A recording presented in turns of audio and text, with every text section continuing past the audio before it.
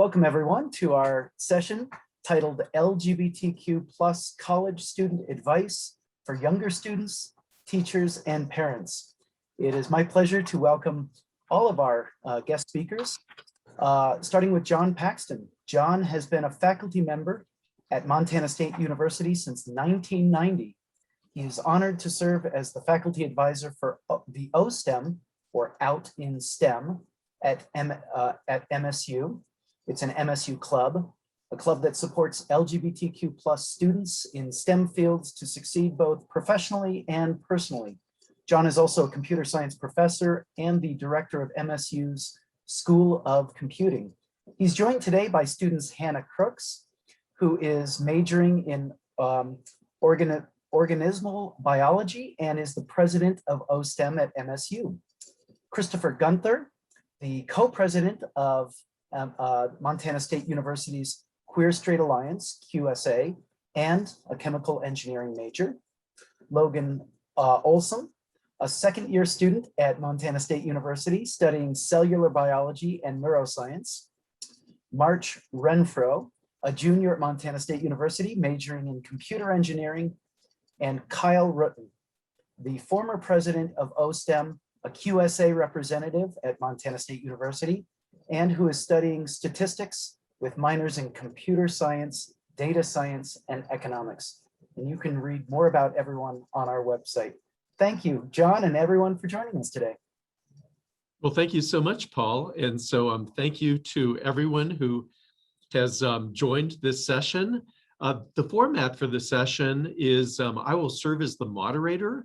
I will ask some questions, and for the first part, the 5 student panelists, all of whom are student leaders at Montana State University, will share insights and perspectives if they choose to do so for the question.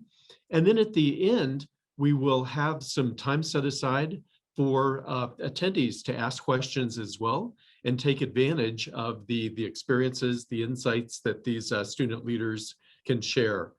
All right, so to begin with, the first question is going to be, how does being an LGBTQ plus college student differ from the high school experience?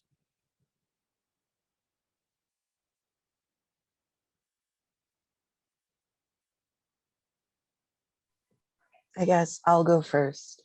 For me personally, my high school was in a really small town. We had a graduating class of 32. I was the only out person pretty much in my entire school, so really closed off, not much community, was lonely. And then I started going to school here, and there was an actual QSA, an actual OSTEM, like actual communities that I could go to and participate in. So that was really fun for me. I really enjoyed having that, like just support system and community.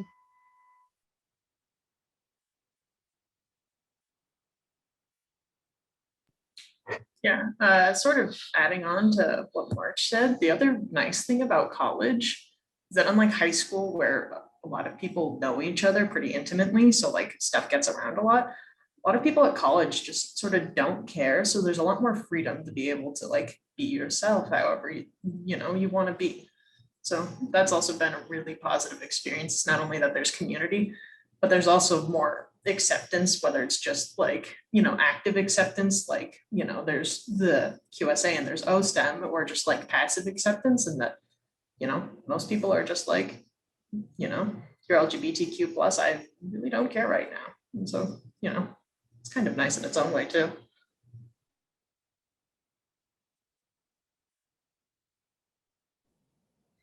And I'll add on to that as well. It's been really nice to go to college, especially when dealing with parents, because it's been really nice to just have that flexibility that I can tell my parents what I'm doing on the level that I want to share with them. And not that I don't share everything with my parents, I'm very happy to, but it's nice to have that freedom too, to explore your identity or explore where you want to go and not necessarily have to tell my parents everything I'm doing all the time. And that freedom was something I really appreciated when I first came to college.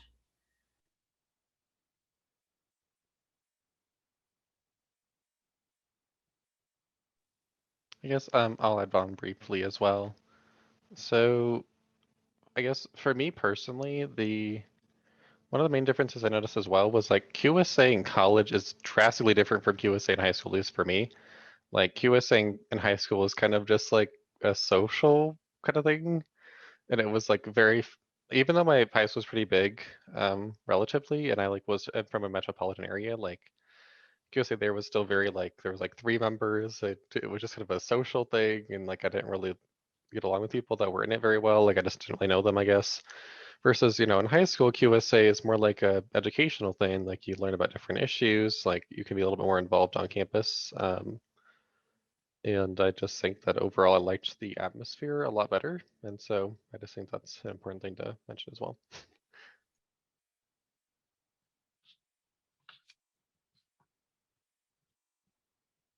Okay, so we'll move along to the next question, and that is, what can parents, teachers, or other significant adults in students' lives do to better support LGBTQ plus youth?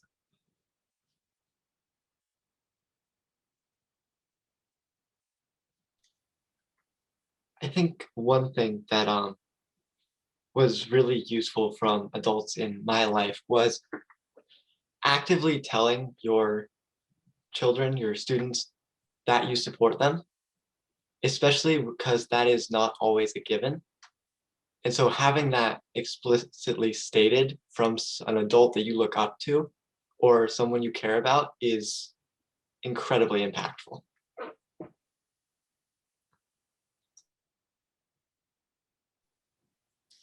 Want to add on just a little bit there because my parents sort of went to like the opposite extreme. So I think it's really important to be there, but not to force yourself to like actively be there as much. Because my parents were so supportive that like they knew I was LGBTQ and then they forced me to out myself to them. And that was sort of a little bit of a harmful experience because coming out can be really deeply personal. So let them, let LGBTQ students or children or whoever know that you're there, but don't try and force the issue. Do it like, passively, I guess. It's just my experience, but it's really important to let them know you're there, but yeah, don't force it.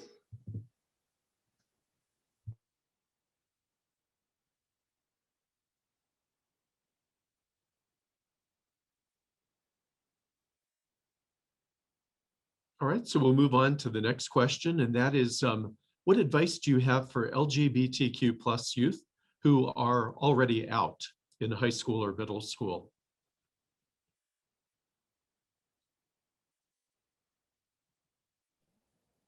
I'll jump on there. So I came out at 13 years old, so I definitely lived that experience of being out really young, and being out in middle school and in high school.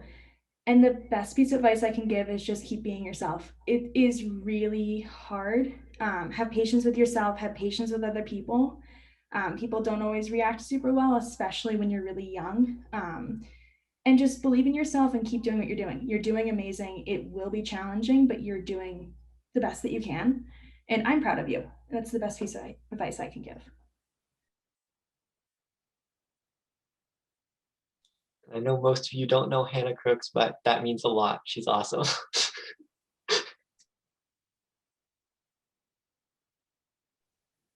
I think one of the other things is that it's also okay to reach out because a lot of times, especially if you're like one of the only few LGBTQ people in your school, it can be very hard and it's very isolating. So, don't be afraid to reach out, whether it's to high school resources, college resources, community resources, national resources. There are always people who are going to be there for you, no matter how hard it might seem. And, it does get better. So don't feel like you're in it alone, even if it might feel like it.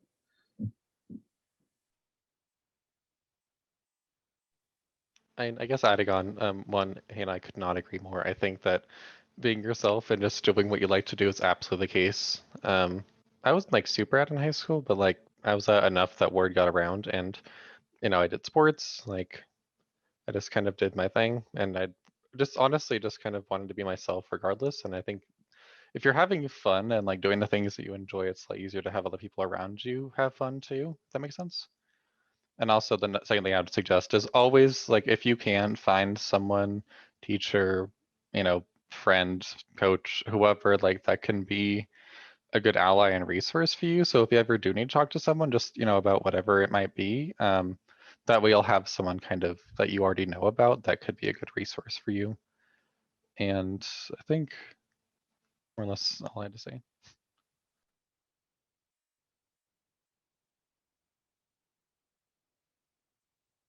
All right, thank you. And so then a related question is, what about advice for LGBTQ plus youth who are not necessarily out, but who are thinking about coming out?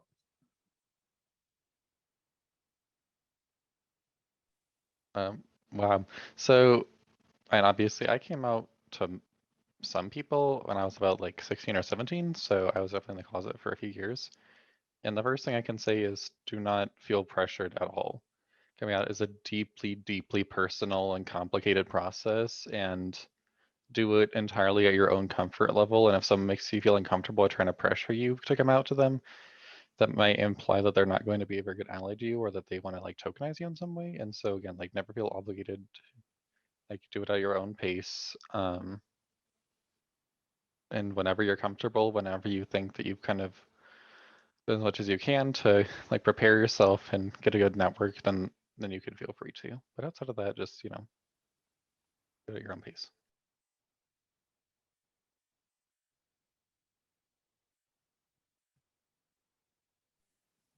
Sort of similar to that, it's okay to not tell everyone. Like maybe you have 3 best friends. It's okay if you only feel comfortable enough sharing it with like 2 of them, or to tell your mom but not tell your dad, or vice versa, or to just tell your siblings but not your parents.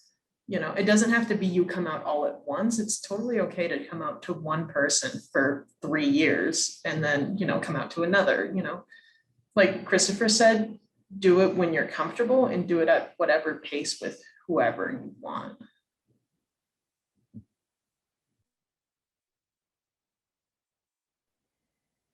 I'll second that 100%. Don't ever feel like you have to come out. I was a varsity athlete in high school, and I knew that in sports, sometimes it can be super uncomfortable to come out because there's that culture. And so the best piece of advice I can give too is don't feel like you have to be out all the time.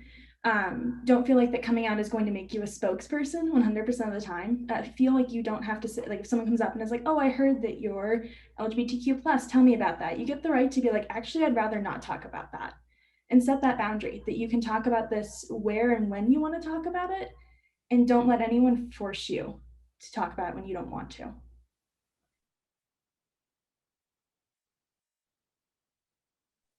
I guess adding back to onto that again, I was also a varsity athlete in high school, and one thing that I sometimes would use to try to deflect would be like, you know, I'd rather not talk about that, and I just want to let my, you know, skills and athletics speak for themselves, independently of my own identity.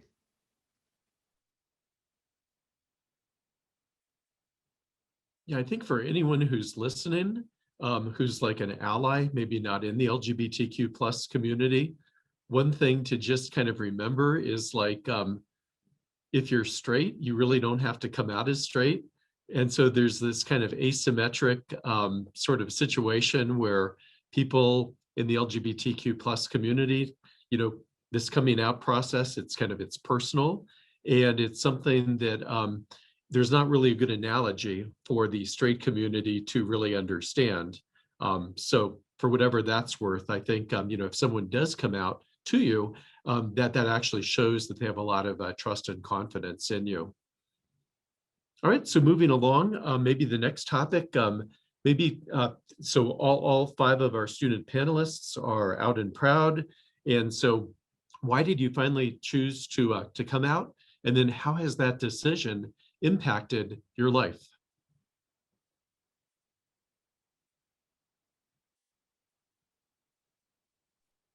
Yes, I'll start. I first came out, it was during an art trip. It was to my mom, my brother, and then my one close friend who was with me at the time. And pretty much the main point of that was I was so comfortable with where I was at. I was in the closet for a really long time, way longer than I probably really felt comfortable with. And that's sort of why I came out. It was like, I knew I was very much not cis or straight.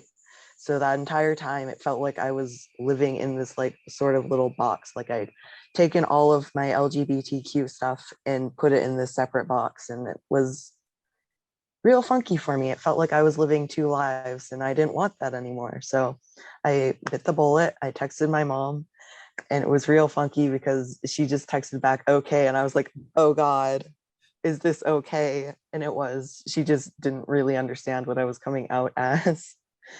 But I would say it's definitely changed my life for the better. I don't feel like I'm two different people now. I feel like I'm one whole cohesive piece now.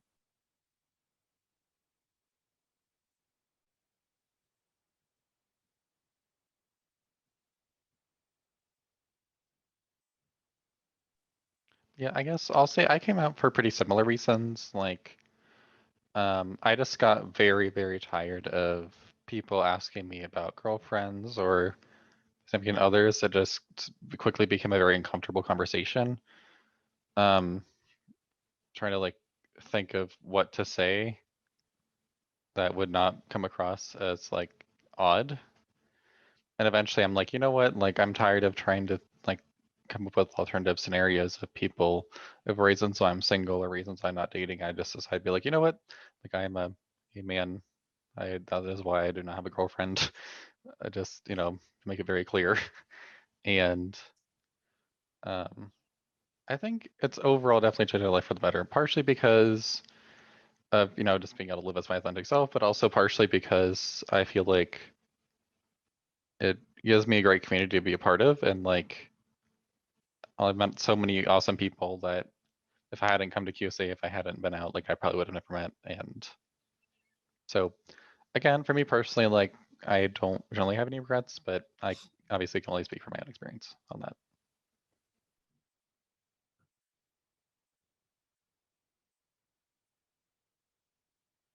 At the start of this panel, Paul mentioned the OSTEM at Montana State Club.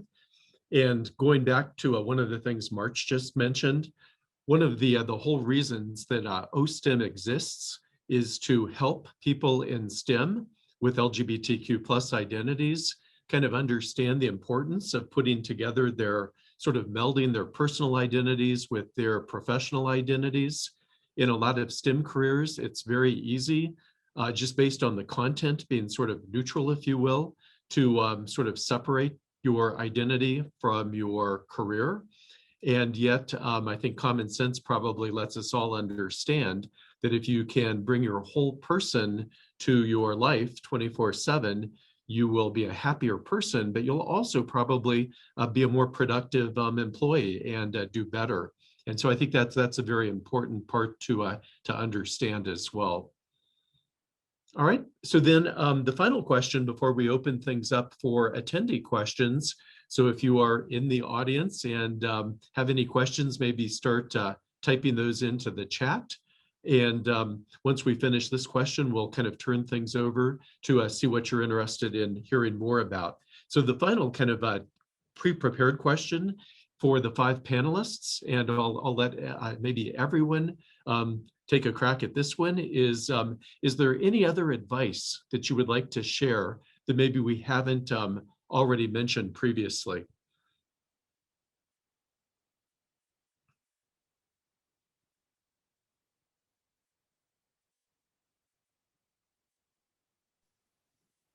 I guess for me, what I would say is just be yourself however it looks.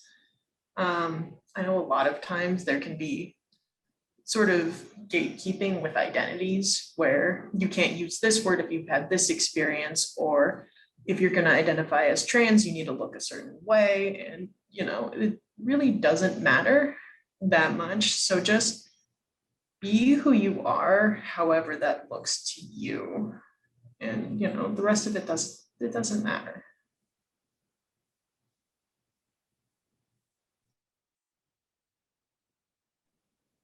I'll jump in on that one and second that, and also know that you are not just an LGBTQ plus person, you're a whole person. So, and that's why I believe in OSTEM and why I became president and why I do the work that I do outside of school, is that we are a sum of all our identities. So don't ever feel as though you are only just your LGBTQ plus identity. You're a whole person. You know, I am a disabled woman in STEM and I'm LGBTQ plus. And don't forget that you can be more than just one thing, and don't let anyone define you as just one thing.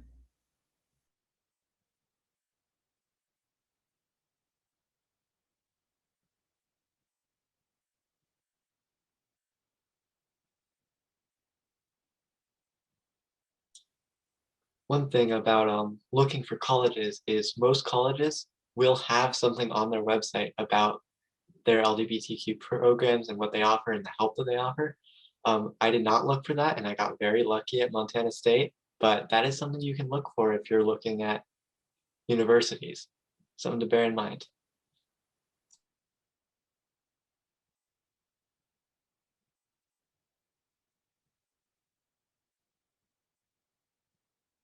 Any other final thoughts from our illustrious panelists?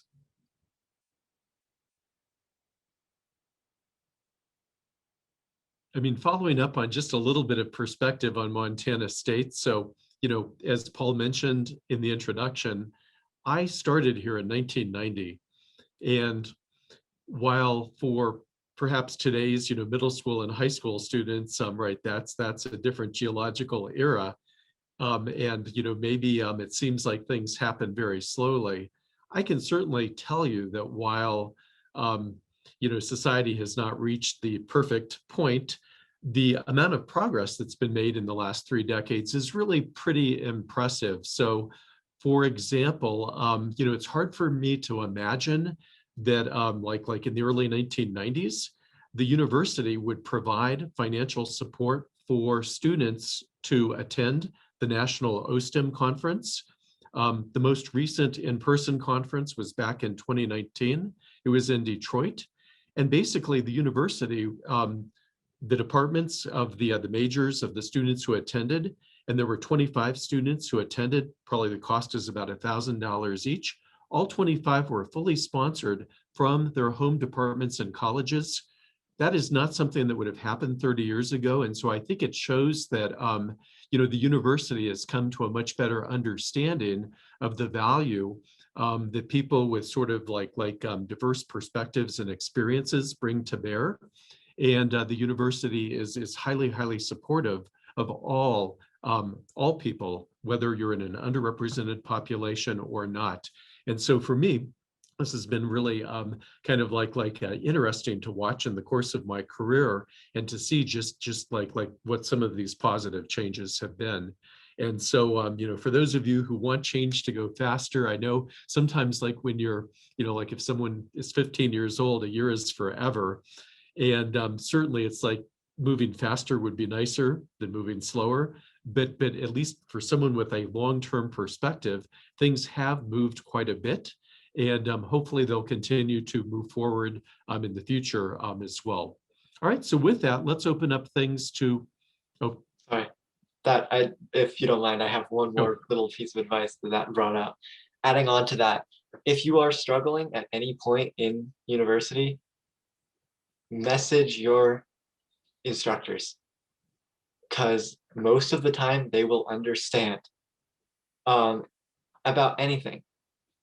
If I had a really stressful day and I couldn't get work done, I shot my professor an email. I have now a 2-day extension. I broke my glasses one day. And so I emailed 3 professors and they're like, yeah, if you need an extension, take 3 days. They are, and I don't want to belittle high schools, but they are a lot more understanding than high schools. They understand that you have a life outside of school and that other things might happen. Reach out to your professor. It's honestly one of the best things that I've done for me in university. Actually, that reminded me of something as well. When you get to college, depending on what the infrastructure there, usually there's a student health organization on campus, so that might be covered by insurance. My number one suggestion would be try to find a doctor that you know will be accepting and willing to give you healthcare that you deserve and need. Because I'm very fortunate to have a doctor here that is very understanding of my own individual identity and kind of is able to talk to me in a way that I don't feel like I have to hide certain parts of my identity, like when I'm in a medical clinic, where like, it's important to be able to be honest about everything you're doing. So definitely keep an eye out for that. And if you want hormones or anything like that, also see if those options are available as well. I'll jump in on that because I also have things with the medical services on campus who have been super cool, especially with like hormones and stuff. They're just so nice. And it really surprises me every time I go in and they ask, what pronouns do you prefer? And I'm like, either he, him, or they, them, whichever ones. And they're just all super cool about it. And then another thing in regards to transition, don't feel like you have to do all of the things. Like, just do whatever is going to make you the most comfortable with yourself. Because at the end of the day, that's the most important thing, is being comfortable in your own skin, loving who you are. And maybe you aren't loving yourself entirely, but you have to at least like yourself and would be comfortable being around yourself. Because eventually you will get to the point where you love yourself. And you have to start small.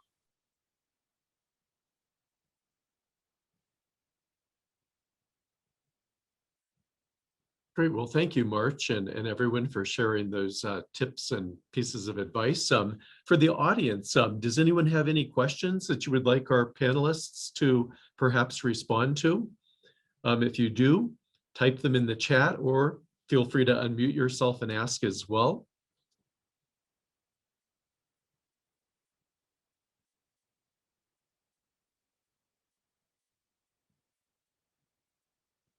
All right, so I see a question from Paul. What is the best part of being associated with OSTEM?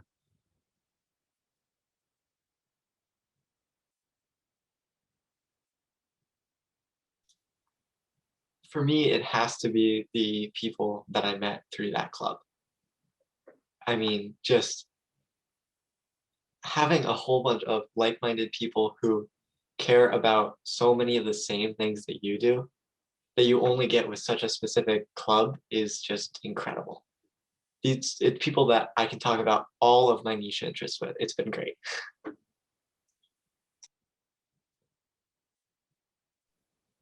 I'll second that. Kyle is the reason I got involved with OSTEM. He saw my little freshman self walking down this like fair they had for the clubs and was like, hey, you belong here. And having someone who believed in me and believed that I belonged here in college and belonged here in his friend group and belonged just in the campus community was so impactful. So again, having those people, I second that entirely. I've met my partner there. I've met some of my best friends there. And I think that's true about anything you do on campus, whether it's OSTEM or it's other clubs generally. Finding that place that you belong is just so impactful and so helpful to, with academics too. You don't realize how much your personal life can influence how you do in school, and having that support and having those people is crucial. I definitely agree with the peer community, but another great thing about OSTEM is our club advisor, John Paxton. He is one of the most supportive professors on campus, and knowing that there's just someone who's a teacher who you can talk to, and he gives great advice. We've had some great conversations with him. He's an incredible man. And just knowing that there's someone out there who cares and looks out for you is also really huge and really impactful, because sometimes if you don't reach out to your professors and try and get to know them, it feels like a lot of times they don't care. So knowing that the faculty on campus does actually care about you is also super impactful. Well, thank you, Logan. So I'll just mention, I'll respond to this question as well. So, one of the things that's been really enjoyable for me about being the advisor for the club. So, I went to, I was in college from 1981 to 1985 at Ohio State University. And I can tell you that had there been an OSTEM club and OSTEM didn't exist at the time, I would not have been a member. So I kind of feel like I missed the experience coming as a college student, but I get to now sort of vicariously see the experience sort of from a faculty standpoint. So, I get it going, if you will. And it's so inspiring for me to just see like how society has changed in those 40 years, to see all of these inspiring students who take on leadership positions, who are comfortable with who they are at a much earlier stage in their lives.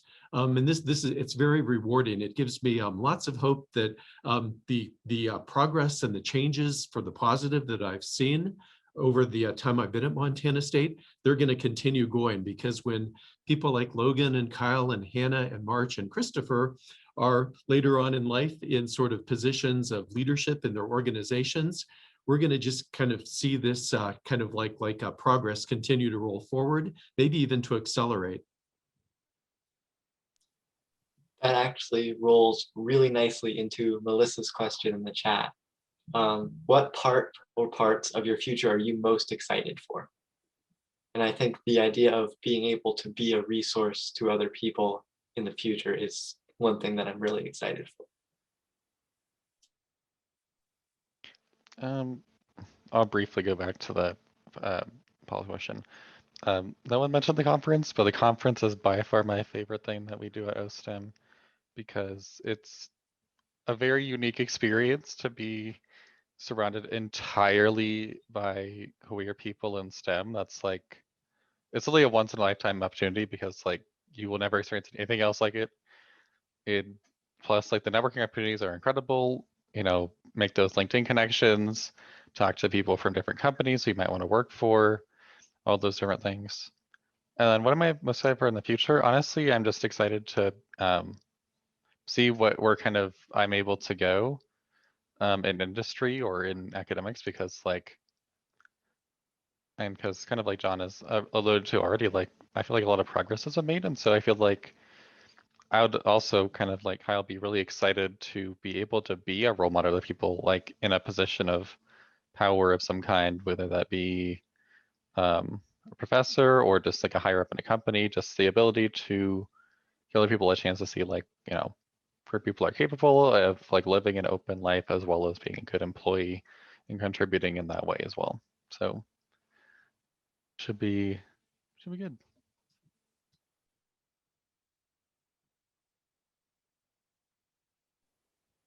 Well, and I'll jump in on that one. I'm going to link the two back together. So as Christopher mentioned, the conference is this hugely impactful experience. It's a 3-day, a little overwhelming the first time you go experience. And there I actually found this community that was for students in STEM who were LGBTQ plus and who were disabled. And having that affinity group and that affinity space to meet people who were like me sparked my passion. So I now work as a student coordinator for our Diversity and Inclusion Student Commons. We're an office on campus that specializes in supporting marginalized students. LGBTQ plus students are a huge part of our goals. And it was the experience of working there and experiencing going to OSTEM that has actually informed my future. So I hope to be a genetic counselor. So I'm going back for a master's when I graduate in 3 semesters. And I'm super excited to be a resource and be a role model, to be someone who's out in grad school, to be someone who's out and has a bachelor's, I think is really huge. And to say that you can do this, you can do what you want to do, you can do whatever you want to do. I'm really excited for that.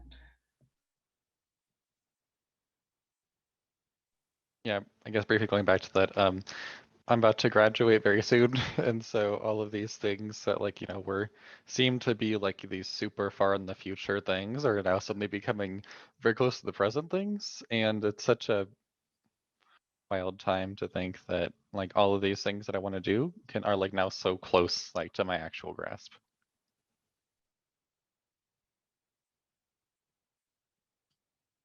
Everyone's got such profound things, and then mine's just so small and personal. I'm looking forward to my voice finally leveling out so I can just say things and not have to overthink it. Pro tips: lots of water, drink so much water, and then your voice will crack nearly as much. And for me personally, I like to just think of it like I've got a cold and I have to talk like differently.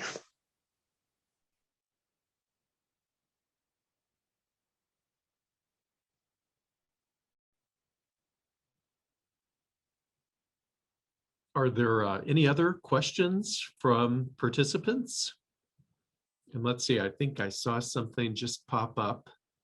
So the question is, how do you feel you are being prepared through OSTEM or other activities for the workforce as an openly out LGBTQ plus individual? Yeah, thank you, Danny, for that question.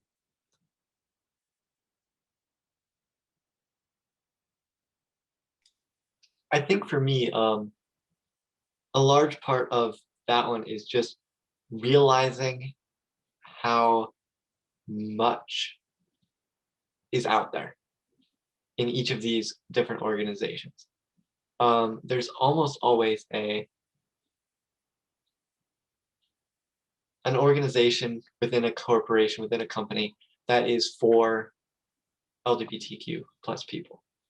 And so just knowing that those resources out there has been huge, for me at least. Yeah, you've heard some mention of the OSTEM National Conference. One of the activities there is a career fair. And so employees from companies around the US, many major companies, will be there recruiting students. And one of the things that I find really great about this career fair is that the people that are representing their companies, I would say, are probably 90% in the LGBTQ plus community. And so they're sharing some of the things in the company that are benefits for the LGBTQ plus community. So for example, there might be employee resource groups. There might be like benefits for partners. There might be medical options that include, if you're transitioning, to have that supported medically.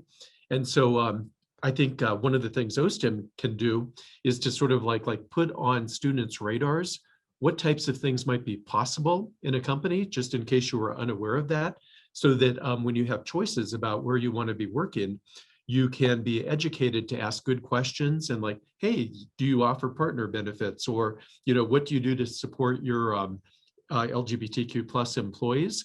And you've got sort of a baseline for what might be possible so you can evaluate if the benefits are good ones.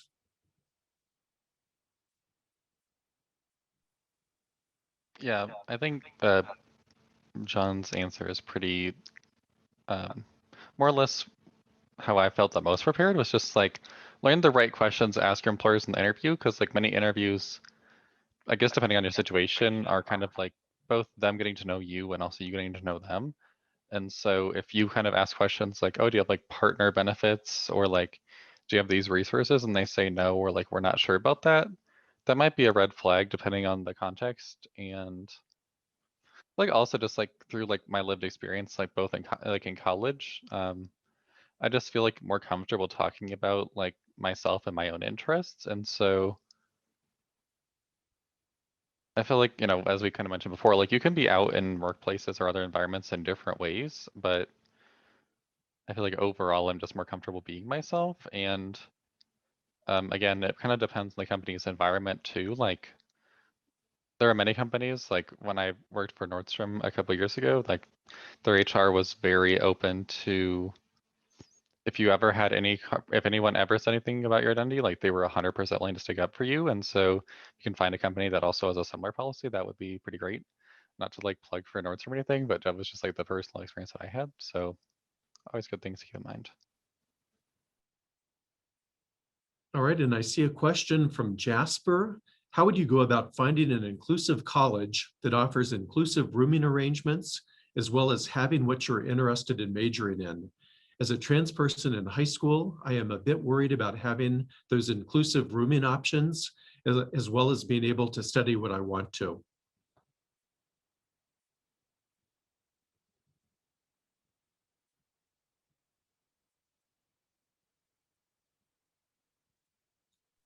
I guess I'll briefly jump. Oh, never mind. Go ahead, March. Okay. So for me personally, when I was starting my big college search, I sat down and I wrote a list of anything and everything I could possibly want from a college. Like the smallest things, I'd be like, oh, I want a writing club, or I want to see archery or whatever on campus.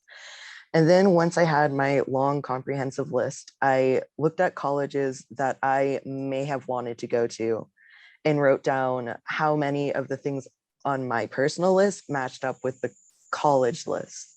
And then from there, I was looking at the costs and how much I wanted to spend. And that really will help narrow down your options.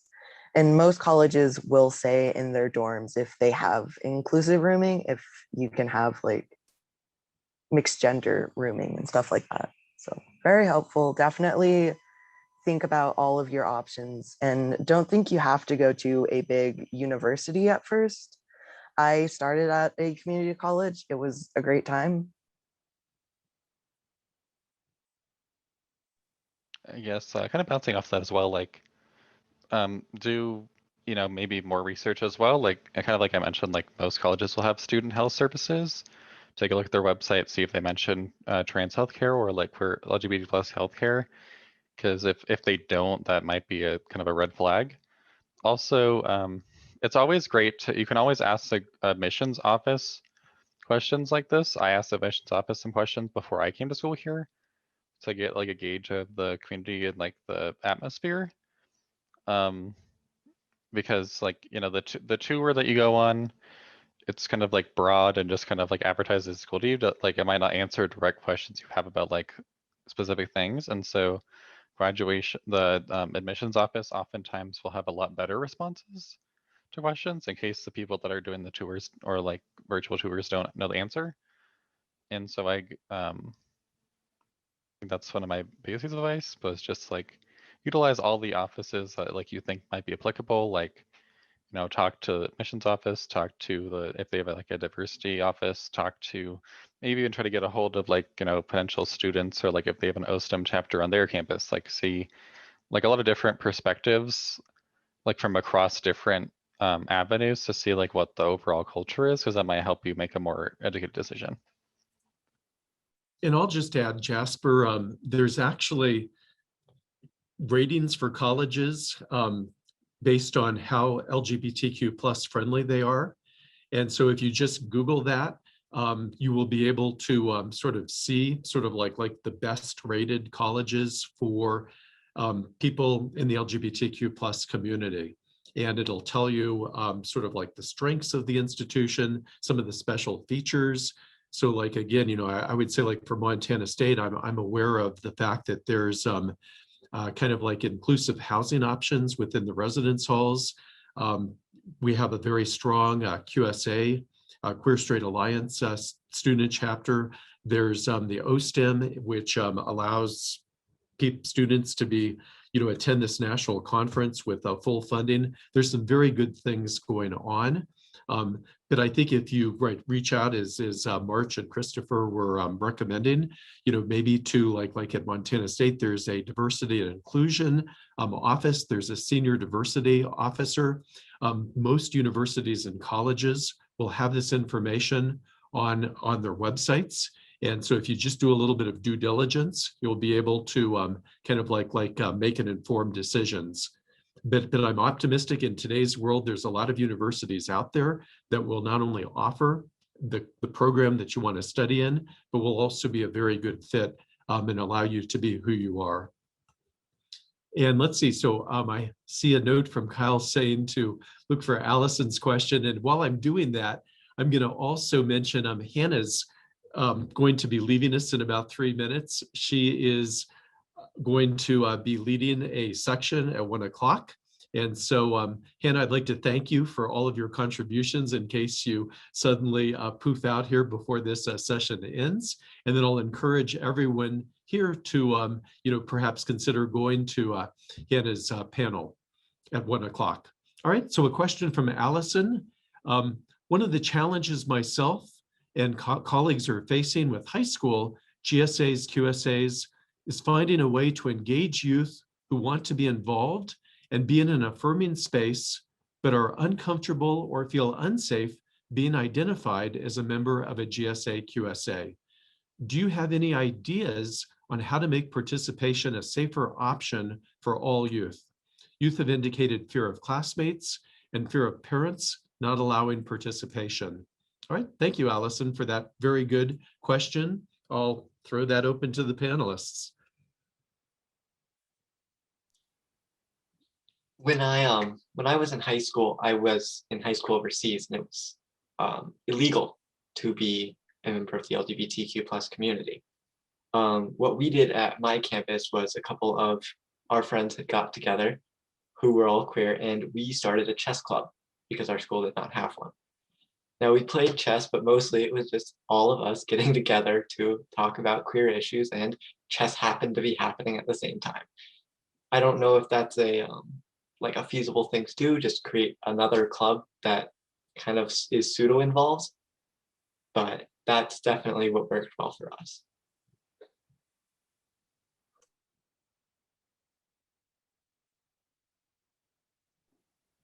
I feel like another important thing with having a club for LGBTQ individuals is to make sure it's with an advisor you can trust and feel safe with,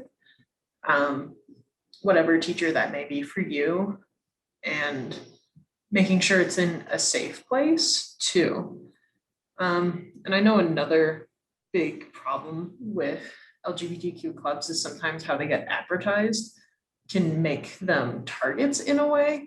So having it as a gay straight club obviously can make it a big target if there is homophobia or transphobia. So, sometimes switching the wordings can help if you're worried about being seen as like a target.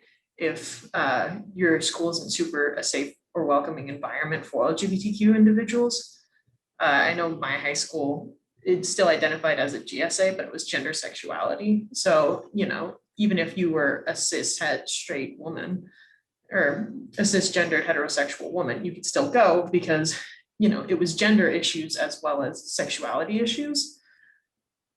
And so, I just making sure it's in a safe place. And if you're really worried about it, you sort of like what Kyle was saying, you can almost like disguise it a little bit or camouflage it in a way. So people who still are looking for that resource can identify it, but maybe people who don't know what to look for won't see it, if that makes sense in a way. I guess adding on to that, you could easily like advertise it as like a diversity club, just kind of broadly, because people of diverse identities, because intersectionality is definitely a thing, would probably go, and I feel like that would probably encourage like-minded people to be there, and so I think that is a possibility. I guess another idea that you could also have would be like maybe if you were going to advertise such a club, you just like have the person that's leading its email there and don't list an actual room, so that way people don't know where to look for people going there. Like the room is only known to people that like are in the club actively. And like, not necessarily like being super secretive, but that way, like maybe that'll help allay their fears about kind of being recognized, because people don't actually know where it is. So therefore they don't know like where to be looking for it, if that makes sense.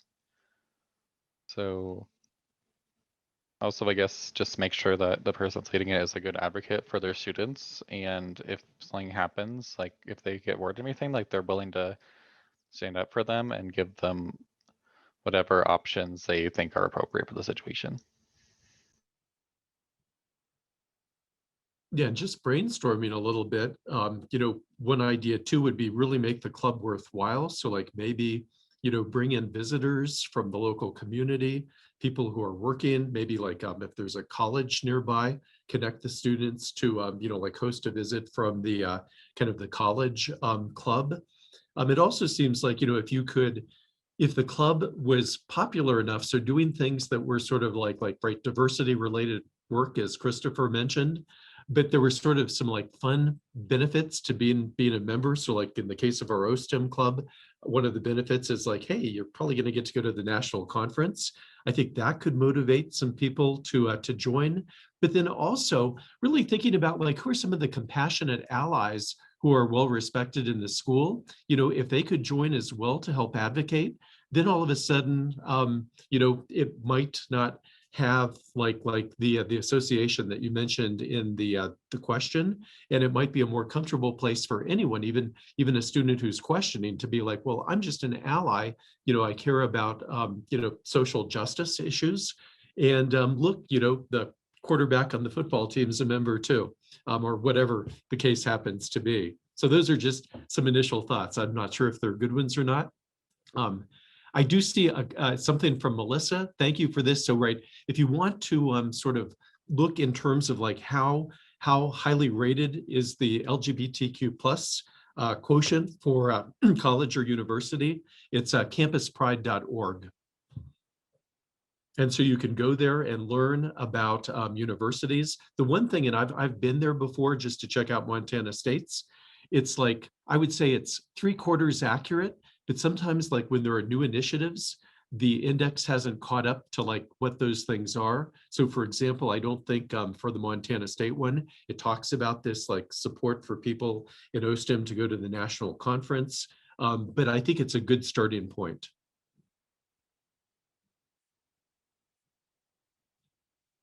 All right, well, we're running out of time. Are there any final questions?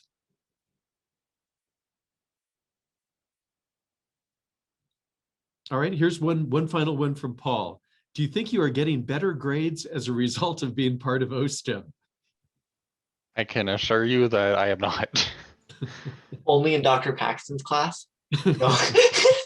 No, I think a lot of OSTEM is about resume building. So I think I've had opportunities for after college.